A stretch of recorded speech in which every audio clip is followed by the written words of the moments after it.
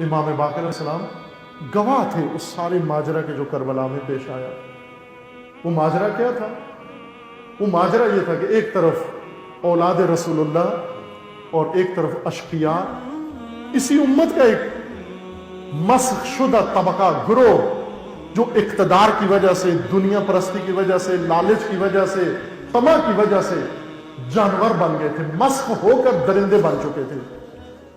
یہ لشکر عمر سعد و لشکر یزید و لشکر عبید اللہ مسخ ہو کے درندگی کی حد تک پہنچایا۔ توجہ فرمائیں عزیزاں، سید الشہداء نے کربلا میں روز عاشور خطبہ دینا شروع کیا۔ عمر سعد نے اعلان کیا کہ تم ڈھول پیٹو، ڈالیں تھیں ان کے پاس چمڑے کی بنی ہوئی، ان کے اوپر تلواریں اور نیزے مارو تاکہ ڈھولک کی آواز آئے۔ اس نے کہا یہ شور شرابہ کرو، غل غپاڑا کرو تاکہ امام حسین کا خطبہ لوگوں تک نہ پہنچ سکے۔ چند دفعہ امام نے کوشش کی یہ خطبہ دینے کی، انہوں نے شور شرابہ کیا اور اس میں خطبہ انجام نہیں پایا، امام خاموش ہو گئے۔ آخر میں جب امام نے دیکھا کہ یہ بالکل نہیں خاموش ہو رہے اور نہیں سن رہے، امام نے ان کو خطاب کیا، فرمایا مجھے معلوم ہے، مجھے پتا ہے کہ تم کیوں سننے کے لیے تیار نہیں ہو، اس لیے کہ تمہارے پیٹ کے اندر لقمہ حرام موجود ہے، تمہارے شکم میں لقمہ حرام موجود ہے۔ یہ لقمہ دقت کرو عزیزان من، یہ لقمہ کہاں سے لا رہے ہو؟ لقمے کے سائز پہ ساری توجہ نہ کرو، لقمے کو چرب کرنے میں ساری توجہ نہ کرو، لقمے کو بڑھانے میں ساری توجہ نہ کرو، یہ بھی دیکھو یہ حلال ہے یا حرام ہے۔ وہ فاقہ کہیں بہتر ہے اس شکم پوری سے جو مال حرام سے انسان کرے۔ نہ اولاد کے پیٹ میں لقمہ حرام ڈالو، نہ اپنے پیٹ میں۔ لقمہ حرام اگر چلا گیا، لقمہ حرام پہلا اثر یہ دکھاتا ہے کہ انسان کے دل سے رحم نکال دیتا ہے، درندہ بنا دیتا ہے، وحشی بنا دیتا ہے انسان کو لقمہ حرام۔ یہ حرام خور لشکر و لقمہ حرام کا عادی لشکر امام کے سامنے امام باقر علیہ السلام نے دیکھا، لشکر اشقیاء کو دیکھا، ان کی درندگی کو آنکھوں سے دیکھا،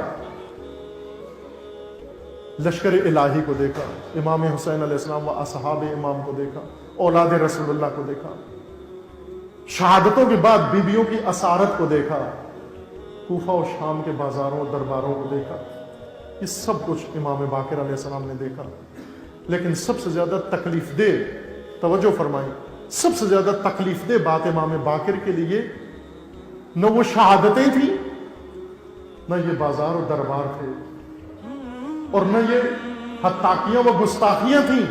سب سے زیادہ تکلیف دہ بات امام باقر علیہ السلام کے لیے پوری امت کا رویہ تھا۔ پوری امت جس نے سنا کربلا میں نواسہ رسول کو مار دیا گیا ہے، کوفہ والے کوفہ میں بیٹھے رہے، بصرہ والے بصرہ میں بیٹھے رہے، مصر والے مصر میں بیٹھے رہے، خراسان والے خراسان میں بیٹھے رہے، کرمان والے کرمان میں رہے، مدینہ والے مدینے میں رہے، مکہ والے مکہ میں رہے۔ یہ سب سے زیادہ تکلیف دہ بات تھی۔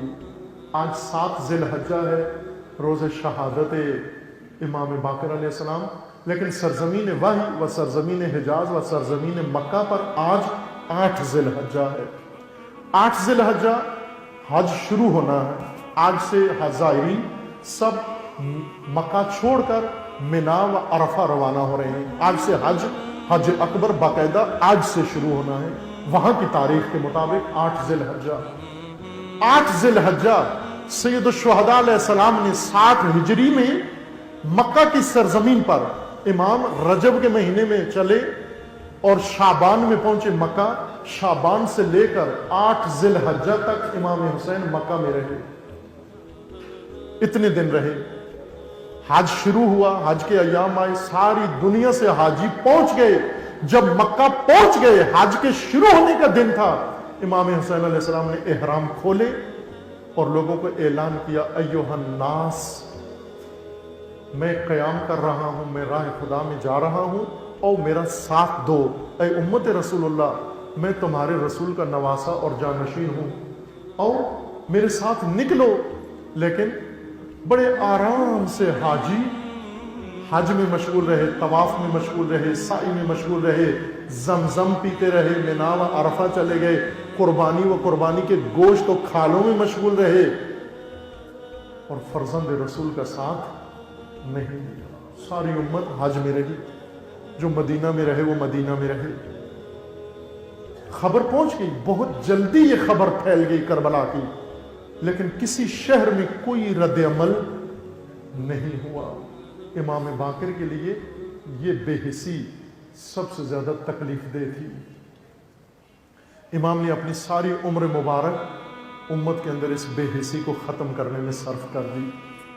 وہ کیا چیز تھی جس نے امت کو اتنا ناتعلق بنا دیا کہ اولاد رسول کو اس بے دردی سے قتل کریں، ان کو اسیر کریں، ان کو کوچہ و بازار میں لے جائیں اور ان کو کوہ و دربار میں لے جائیں اور ساری امت بیٹھ کے دیکھتی رہے۔ امام زین العابدین کو سب سے زیادہ دکھ شام کا تھا۔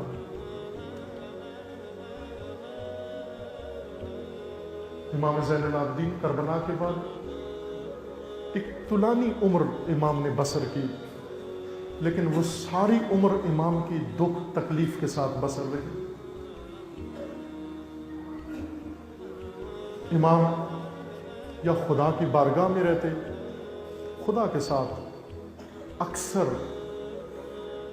کلام خدا کے ساتھ ہوتا، جس کا نتیجہ صحیفہ سجادیہ ہے۔ یہ دعائیں، یہ ساری دعائیں نہیں ہیں امام کی، کچھ دعائیں ہیں جو امام سے منقول ہیں، کچھ نہیں بھی محفوظ نہیں کی گئی، ختم ہو گئی وہ دعائیں، نہیں پہنچی ہم تک۔ اکثر امام کا وقت بندگی خدا و بارگاہ خدا میں رہتا، اور جو منظر امام دیکھتے، کچھ مناظر امام کو رلاتے، بہت شدید رلاتے۔ جب امام کوئی جانور ذبح ہوتے ہوئے دیکھتے، دیکھ کے رو پڑتے۔ لوگ تعجب کرتے کہ جانور ذبح ہوتے ہوئے دیکھ کر رونے کے کیا معنی ہیں۔ جب کسی غریب الوطن کو امام مدینے میں دیکھتے اور وہ کہتا لوگوں میں غریب ہوں، امام اس کی غربت کی آواز سن کر رو پڑتے اور لوگ تعجب کرتے، مولا اس میں کیا رونے کی کیا بات ہے؟ امام اس کی وجوہات بیان فرماتے۔